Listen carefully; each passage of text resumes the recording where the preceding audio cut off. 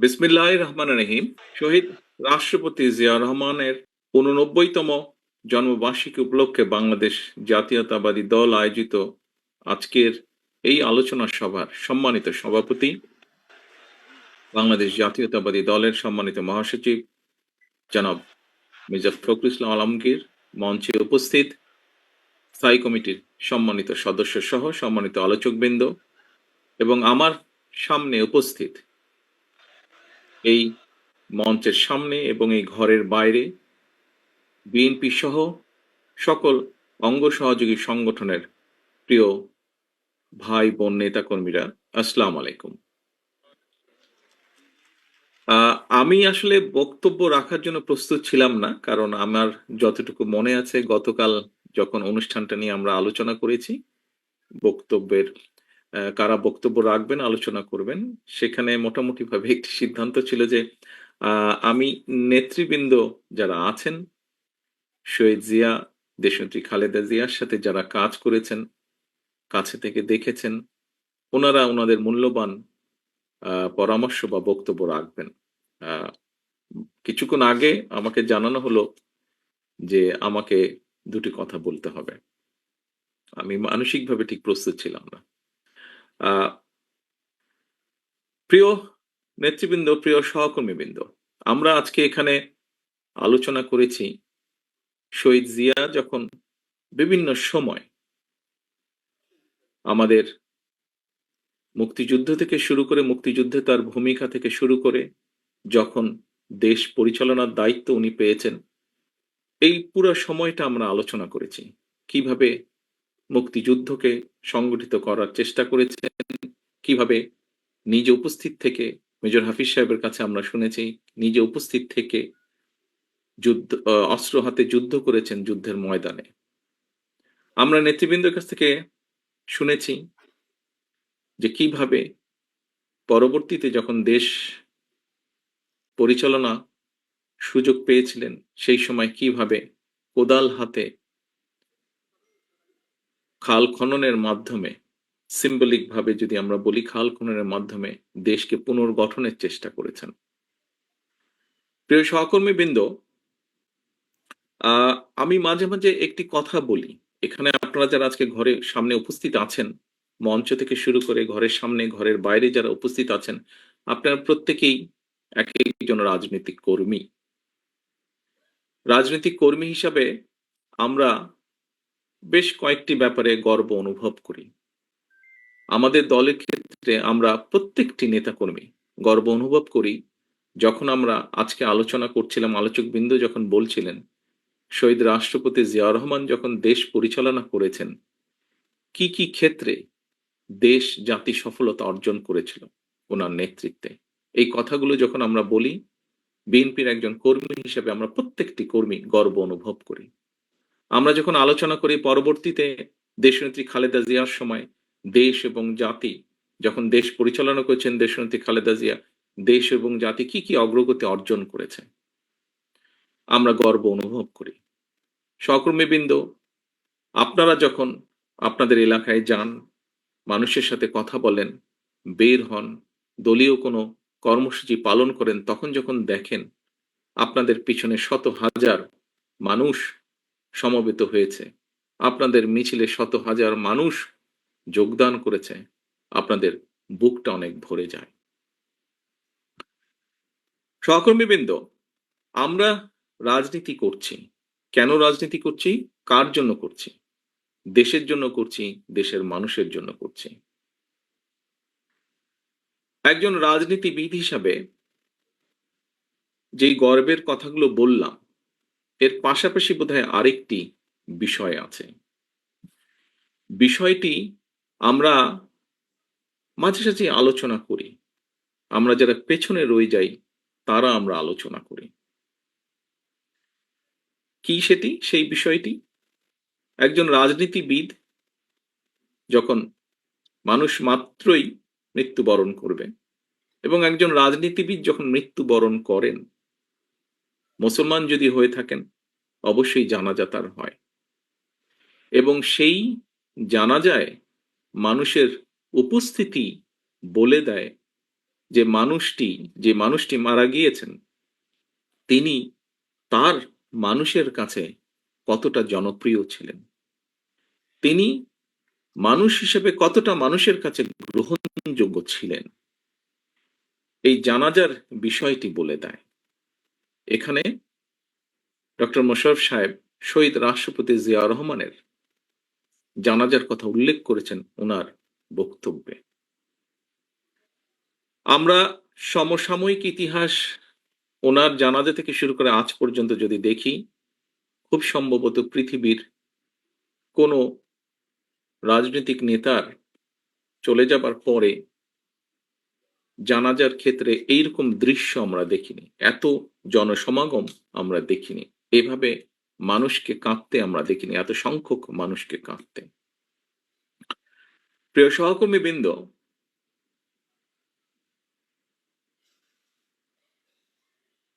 আমার মনে হয় যে আমাদের প্রত্যেকে মানুষ, এখানে যারা আজকে আমরা উপস্থিত আছি, প্রত্যেকে আমাদেরকে একদিন চলে যেতে হবে।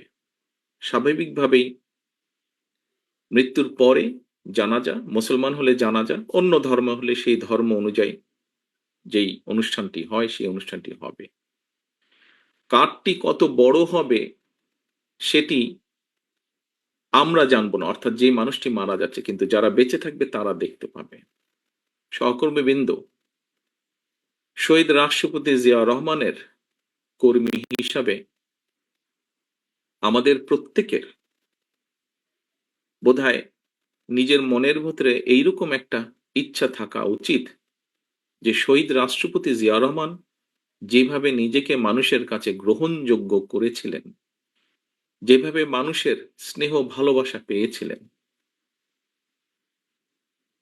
সেই রকম কিছু একটা আমরা একজন রাজনৈতিক কর্মী হিসেবে, তার দলের রাজনৈতিক কর্মী হিসেবে আমরা আমাদের যার যার অবস্থান থেকে তার সর্বোচ্চটা যাতে আমরা পেতে পারি, এরকম একটি দৃঢ় সংকল্প আমি মনে করি বর্তমান প্রেক্ষাপটে নেওয়া উচিত। আমরা শহীদ রাষ্ট্রপতি জিয়া রহমানের সম্মানিত আলোচকবৃন্দ বিভিন্ন বিষয়ে আলোচনা করেছেন। সকল কিছু যদি আমরা পর্যালোচনা করি, তাহলে আমি মনে করি একজন রাজনৈতিক কর্মী হিসাবে, ওনার সন্তান হিসাবে এবং ওনার দলের একজন রাজনৈতিক কর্মী হিসাবে আমার ক্ষেত্রে আমি সেই রকমই চাই। আমার দৃঢ় বিশ্বাস, আমার সামনে উপস্থিত আপনার প্রতিটি মানুষ, আমি যেই কথাগুলো তুলে ধরেছি আপনাদের কাছে, এখন হয়তো একজন মানুষ হিসাবে আপনি কেন চাইবেন না যে আপনি এমন কিছু রেখে যান যা আপনি চলে যাবার পরেও সেটি ক্যারি করবে, অর্থাৎ মানুষের সেই সমর্থন, মানুষের সেই শ্রদ্ধা, মানুষের সেই সম্মান আপনার প্রতি। সহকর্মীবৃন্দ, মেজর হাফিজ সাহেব ওনার বক্তব্যে একটি কথা বলেছেন। উনি দুদিন আগে যখন এলাকায় গিয়েছেন, উনি কিছু মানুষকে দেখেছে ওনার সামনে, উনি খুব অবাক হয়েছেন। প্রিয় সহকর্মীবৃন্দ, এইরকম মানুষগুলো 5 তারিখের পর থেকে আস্তে আস্তে ভিড় করা শুরু করেছে। এরকম এখানে আরেকজন বক্তা বলেছেন যে এই ঘরে যারা উপস্থিত আছেন, খুব সম্ভব মঈন খান সাহেব বলেছেন ওনার বক্তব্যে, যে এই ঘরে যারা আপনারা উপস্থিত আছেন, আমাদের দেশনেত্রী থেকে শুরু করে আমাদের গ্রামের প্রতি শেষ কর্মীটি পর্যন্ত, প্রত্যেকটি মানুষ বিগত 15 বছরে, 16 বছরে, আমরা 111 থেকে ধরলে আরো লম্বা সময়, আরো 2 বছর সময়, কিভাবে আপনারা অত্যাচারিত হয়েছেন, নির্যাতিত হয়েছেন। বাংলাদেশের পত্র পত্রিকাগুলো, যেই পত্র পত্রিকাগুলো সহজে আমরা বলতাম, কথার ছলে আমরা বলতাম বিএনপির ভালো নিউজ করে না, সেই পত্র পত্রিকাগুলো লিখেছে তারা যে কিভাবে আমাদের নেতাকর্মীরা হাতকড়া পরা অবস্থায় জেলের ভিতরে মারা গিয়েছে, কিভাবে আমাদের নেতাকর্মীরা হাতকড়া পরা অবস্থায় হাসপাতালের বারান্দায় শুয়ে আছে। প্রিয় সহকর্মীবৃন্দ, এই ঘটনাগুলো, এই দৃশ্যগুলো নিশ্চয়ই আপনারা ভুলে যাননি। আপনারা যদি ভুলে না গিয়ে থাকেন, প্রিয় সহকর্মীবৃন্দ, তাহলে আপনাদের প্রত্যেকের মনে আজকে একটি প্রশ্ন বা জিজ্ঞাসা আসা উচিত যে কেন আমরা ওই যে হাফিজ সাহেবের যাদেরকে দেখেছেন, কেন এই মানুষগুলোকে আমরা আমাদের আশেপাশে ভিড় করতে দেব? কারণ শহীদ রাষ্ট্রপতি জিয়া রহমানের প্রতি এখনো যে মানুষের ভালোবাসা শ্রদ্ধা আছে সেটিকে ধরে রাখার দায়িত্ব আমাদের। ওনার যেই পরিকল্পনা, যেই আশা, যেই আকাঙ্ক্ষা নিয়ে আমরা আলোচনা করেছি, ওনার যেই সফলতাগুলো নিয়ে আমরা আলোচনা করেছি, যা দেশ এবং দেশের মানুষকে উপকৃত করেছে, সেগুলোকে যদি আমাদের কন্টিনিউ করতে হয়, তাহলে অবশ্যই আমাদেরকে যেমন সতর্ক হতে হবে, আমাদের প্রত্যেকটি নেতাকর্মীদেরকে যেরকম সতর্ক হতে হবে, সচেতন হতে হবে, একসাথে একইভাবে যেটি মহাসচিব সাহেব ওনার বক্তব্যে বলেছেন যে মানুষের পাশে গিয়ে দাঁড়াতে হবে। দেখুন শহীদ রাষ্ট্রপতি জিয়া রহমানের যতগুলো কম বেশি ভিডিও আছে, তখন তো আর ভিডিও ক্যামেরা ছিল না, প্রজেক্টর ছিল, অনেক নষ্ট হয়ে গেছে।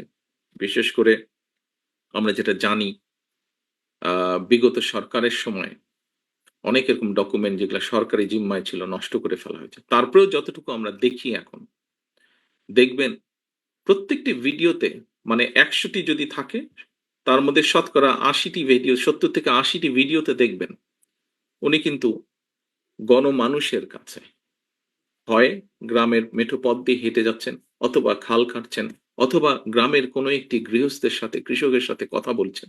অর্থাৎ মানুষের মধ্যেখানে আছেন, অথবা স্কুলের শিশুদের সাথে কথা বলছেন, অথবা শিক্ষকদের সাথে। অর্থাৎ সোজা কথা, উনি মানুষের কাছে আছেন। তো আমরা তো উনারই নেতাকর্মী, আমরা তো উনারই ফলোয়ার। তাহলে কেন আমরা এই কাজটি করতে পারবো না? প্রিয় সহকর্মীবৃন্দ, রাজনৈতিক দল হিসাবে, একটি গণতান্ত্রিক রাজনৈতিক দল হিসাবে আমরা তো এক্সপেক্ট করবই, এবং শুধু এটা আমাদের এক্সপেকটেশন বা আশা না, এই অধিকারটিকে বঞ্চিত করা হয়েছিল গত ১ যুগেরও বেশি সময় ধরে, এবং এই অধিকারকে প্রতিষ্ঠিত করার পক্ষে বাংলাদেশের প্রত্যেকটি মানুষ সচেতন, প্রত্যেকটি গণতান্ত্রিক মানুষ। কি সেটি? সেটি ভোটের অধিকার, ভোটকে প্রতিষ্ঠিত করা। আমি বিগত ১ যুগেরও বেশি সময় ধরে বাধ্য হয়ে প্রবাসে থাকতে হচ্ছে আমাকে। আমি এমন একটি দেশে আছি যেখানে গত ৪০০ বছর ধরে গণতন্ত্র প্র্যাকটিস হচ্ছে। আমরা গণতান্ত্রিক দেশ, উন্নত দেশ, মানুষের গণতান্ত্রিক অধিকারের দেশ বললে ১ম এই ব্রিটেনের কথা চোখের সামনে ভেসে ওঠে। প্রিয় সহকর্মীবৃন্দ, এই দেশে যেকোনো সরকারি ব্যবস্থা, যেকোনো রাষ্ট্রীয় ব্যবস্থা, যেকোনো ব্যবস্থা কেন মানুষের পক্ষে? তার একটি মূল কারণ হচ্ছে এই দেশের মানুষের ভোটের অধিকার প্রতিষ্ঠিত রেখেছে তারা। যেকোনোভাবেই হোক সেটিকে প্রতিষ্ঠিত রেখেছে। অর্থাৎ মানুষকে কথা বলতে দিতে হবে, মানুষকে তার ভোট দিতে দিতে হবে। এর বাইরে কোনো কথা নাই। এবং তার জন্য একটি জবাবদিহিতা তৈরি হয়েছে, আস্তে, আস্তে জবাবদিহিতা তৈরি হয়েছে। সেই জবাবদিহিতা প্রত্যেকটি ক্ষেত্রে, রাষ্ট্র এবং সরকারের প্রতিটি ক্ষেত্রে এই জবাবদিহিতা তৈরি করতে পেরেছে তারা, এবং সেজন্যই এখানে মানুষ নিরাপদ থাকে। এখানে মানুষ রাষ্ট্রকে, সরকারকে ভয় পায় না, বরং সরকার মানুষকে ভয় পায়, এবং সেই জন্য সরকার প্রতিনিয়ত সচেতন থাকে কিভাবে দেশের মানুষকে ভালো রাখা সম্ভব হয়। কাজেই আমরা মনে করি, আমি দৃঢ়ভাবে বিশ্বাস করি, যে কোনো মূল্যে গতকাল জিয়া রহমান ফাউন্ডেশনের অনুষ্ঠানে একজন আহ, একজন তরুণের প্রশ্নের জবাবে আমি একটি উত্তর দিয়েছিলাম। প্রশ্নটি করেছিল আরেকজনকে, বাট উনি বলার পরে আমি অ্যাড করেছিলাম আমার মনের কথাটি। সেটি হচ্ছে, বাংলাদেশে আমরা অনেকগুলো রাজনৈতিক দল আছি, বিভিন্ন রাজনৈতিক দলের বিভিন্ন মতবাদ আছে, বিভিন্ন আদর্শ আছে, থাকতে পারে, থাকাটাই স্বাভাবিক, থাকাটাও উচিত। তবে একটি ব্যাপারে আমাদের সকলকে একটা জায়গায় মনে হয় আসা উচিত, অর্থাৎ যে কোনো মূল্যে আমি আমার আদর্শের কথা বলবো, আরেকজন আরেকজনের আদর্শের কথা বলবে, আমি সুযোগ পেলে আমার আদর্শ বাস্তবায়ন করব, জনগণ যদি আমাকে সুযোগ দেয়। অন্য কেউ সুযোগ পেলে, তাকে যদি জনগণ সুযোগ দেয়, সে তার আদর্শ বাস্তবায়ন করবে, যা তার জনগণের সামনে উপস্থাপন করবে। বাট একটি ক্ষেত্রে যে কোনো মূল্যে এক জায়গায় আমাদেরকে থাকতে হবে, সেটি হচ্ছে নির্দিষ্ট সময় পরে পরে দেশের নিয়ম আইন কানুনের সংবিধান যে সময়টি বেঁধে দিবে সেই সময় পরে পরে অবশ্যই রাষ্ট্রের বা সরকারের প্রতিটি পর্যায়ে যেখানে নির্ধারিত হবে সেখানে ভোট হতে হবে, সেটি জাতীয় সংসদ হোক, সেটি পৌরসভা হোক, ইউনিয়ন পরিষদ হোক, যেটিই হোক না কেন। অর্থাৎ জবাবদিহিতা, ভোটই একমাত্র, ভোটের অধিকার একমাত্র জবাবদিহিতা তৈরি করতে পারে। জবাবদিহিতা যদি রাষ্ট্রে, সমাজে, সকল জায়গায় যদি আমরা জবাবদিহিতা তৈরি করতে পারি, তাহলেই ধীরে ধীরে আমরা এগোতে সক্ষম হব। ধীরে ধীরে সরকার যদি জনগণকে জবাবদিহিতা করতে বাধ্য থাকে প্রতি কাজের জন্য, তাহলেই একমাত্র আস্তে আস্তে জনগণের দুঃখ দুর্দশা লাঘব করা সম্ভব হবে। জনগণের কথা, জনগণের ইচ্ছা, জনগণের আকাঙ্ক্ষা প্রতিফলিত হবে সরকারের কাজের মাধ্যমে। প্রিয় সহকর্মীবৃন্দ, আমি একটি কথা বলতে চাই আমার বক্তব্যের মধ্যে।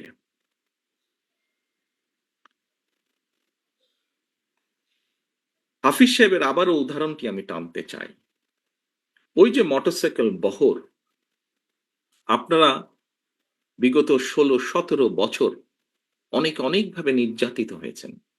আমরা মোটামুটি একটি গড় হিসেবে জানি বাংলাদেশ জাতীয়তাবাদী দলের ৬০ লক্ষ নেতাকর্মীর নামে বিভিন্নভাবে মিথ্যে গায়েবী মামলা আছে, নির্যাতিত, অত্যাচারিত। শুধুমাত্র জুলাই আগস্ট মাসে যে আন্দোলন, জনগণের যে আন্দোলন, সেখানে বাংলাদেশ জাতীয়তাবাদী দলেরই প্রায় ৫০০-র মতন নেতাকর্মী শহীদ হয়েছেন। বহু হাজার, শত হাজারের মতন নেতাকর্মী বিভিন্নভাবে জখম হয়েছেন। আমরা কি এতগুলো বাংলাদেশ জাতীয়তাবাদী দলের নেতাকর্মীরা যারা অত্যাচার নির্যাতন সহ্য করেছে, এই যে ৬০ লক্ষ মানুষ বা তারও বেশি সংখ্যক মানুষ, আমরা কি ওই মোটরসাইকেল বহরের যারা, তাদেরকে সুবিধা দেওয়ার জন্য এই অত্যাচার নির্যাতন সহ্য করেছি? অবশ্যই নয়, অবশ্যই নয়। সহকর্মীবৃন্দ, মানুষ হিসাবে আমরা বিভ্রান্ত হয়তো হতেই পারি, কিন্তু যে পরিস্থিতির ভিতর দিয়ে আজকে এই মুহূর্তে আমরা যেখানে এসে দাঁড়িয়েছি, সহকর্মীবৃন্দ, আমি বিনীত হাতে আপনাদের কাছে করজোড়ে অনুরোধ করব, এই ঘর বা এই ঘরের বাইরে নয়, সমগ্র বাংলাদেশে শহীদ রাষ্ট্রপতি জিয়াউর রহমান এবং দেশনেত্রী বেগম খালেদা জিয়ার যত সৈনিক, যত কর্মী আছেন, আপনাদের কাছে বিনীতভাবে অনুরোধ করব, দয়া করে আপনারা ওই মোটরসাইকেল আলাদেরকে ভিড় করতে দেবেন না। দয়া করে আপনারা নিজেদের প্রত্যেককে, দয়া করে আপনারা শহীদ রাষ্ট্রপতি জিয়াউর রহমানের জানাজার চিত্রটা মনে করবেন এবং দয়া করে আপনারা বিভ্রান্ত হয়ে কোনো কাজ, বিভ্রান্তিকর কোনো কাজ করা থেকে বিরত থাকেন। সহকর্মীবৃন্দ, কথা প্রসঙ্গে সবাই বলে যে একটি নিরপেক্ষ নির্বাচন হলে, বিভিন্ন আলোচক বৃন্দ বলেন যারা বিএনপি করেন না, আপনারা বিভিন্ন টক শো দেখেন, আমিও দেখি, বরং হয়তো চেষ্টা করি একটু বেশি দেখতে, যেহেতু দেশ থেকে দূরে আছে। অনেকেই বলেন যে একটি দেশে স্বাভাবিক সুষ্ঠু নিরপেক্ষ নির্বাচন হলে বাংলাদেশ জাতীয়তাবাদী দলের সর্বোচ্চ সম্ভাবনা আছে সরকার গঠন করার। সহকর্মীবৃন্দ, আমি আপনাদের কাছে একটি প্রশ্ন রাখতে চাই। সেই মোটরসাইকেল আলাদের তাদের নিজ স্বার্থ উদ্ধারের জন্য বা আমাদের কিছু নেতাকর্মী বিভ্রান্ত হয়ে যদি এমন পরিস্থিতির উদ্ভব হয় যেখানে অন্য কেউ সরকার গঠন করলো, তাহলে কি আপনি মনে করেন আপনি খুব ভালো থাকতে পারবেন? আপনি বলতে আমি, বাংলাদেশে যদি ১ কোটি বিএনপির নেতাকর্মী থাকে, সবকিছু মিলিয়ে আমি এই ১ কোটি মানুষকেই বলছি, আপনারা কি ভালো থাকতে পারবেন?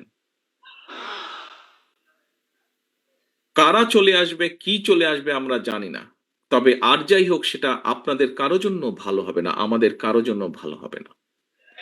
প্রিয় সহকর্মীবৃন্দ, কোনো কারণে যদি অন্য কেউ সরকার গঠন করে, একজন রাজনৈতিক কর্মী হিসেবে আপনার এতটুকু চিন্তা, এতটুকু সেন্স থাকতে হবে, অন্য কেউ যদি সরকার গঠন করে, বাংলাদেশের রাজনৈতিক প্রেক্ষাপটেই হোক, আন্তর্জাতিক রাজনৈতিক প্রেক্ষাপটের ক্ষেত্রেই হোক, সেটা কি দেশ এবং জাতির জন্য খুব ভালো হবে? আমি দৃঢ়ভাবে বিশ্বাস করতে চাই যে আপনারা পরবর্তী যে সেকেন্ড নাটা বললেন, আপনারা বুঝে শুনেই নাটা বলেছেন। প্রিয় সহকর্মীবৃন্দ, আপনারা যদি বুঝে শুনে নাটা বলে থাকেন তাহলে আপনারা সঠিক বলেছেন, এবং তাই যদি হয়ে থাকে, দুটো প্রশ্ন করেছি আপনাদের, দুটোতেই আপনারা না বলেছেন।